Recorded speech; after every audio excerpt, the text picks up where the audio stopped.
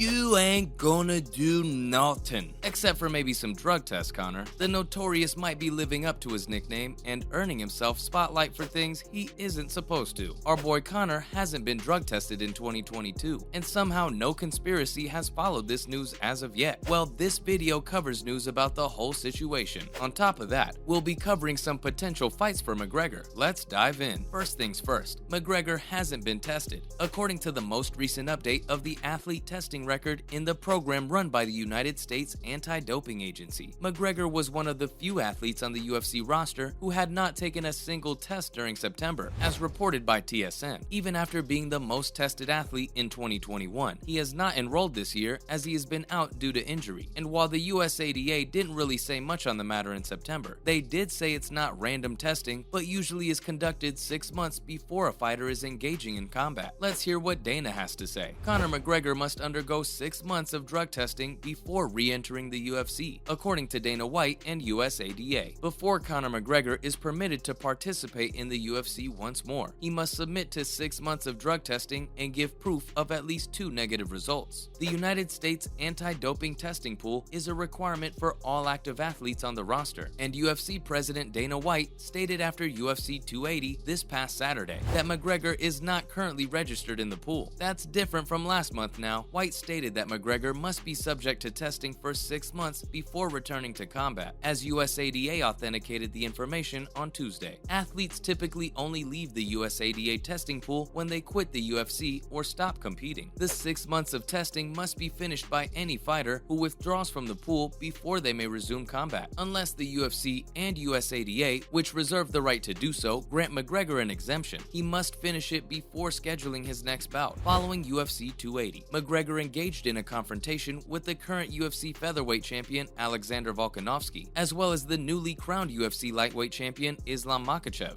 More about this later on. Although there is no set date for his next bout, McGregor has continued to hint that he would fight again after healing from his fractured leg. Once he re-enrolls in the USADA testing pool, it looks like he won't be able to take part until well into 2023. For the next segment, who is McGregor's next possible opponent? And at this point, the fight could be against anyone, from Nate Diaz to even Jake Paul. The possibilities are endless here. Starting with Floyd Mayweather. Conor just killed any hopes the fans had for a possible rematch. But wait for the twist. After Mayweather hinted at a second fight with the Notorious in 2023, McGregor put an end to discussions for a rematch, and it was a textbook McGregor move. The former UFC featherweight and lightweight champion McGregor wrote not interested in an Instagram post that has since been removed, which also featured a photo of his first bout with Mayweather in 2017. Yep, you guessed it. It's a picture of Conor punching Floyd in the face. In one of the greatest fights in combat sports history, McGregor fell to Mayweather by 10th round TKO in a bout that attracted over 4.3 million pay-per-view purchases and saw both men earn a combined $410 million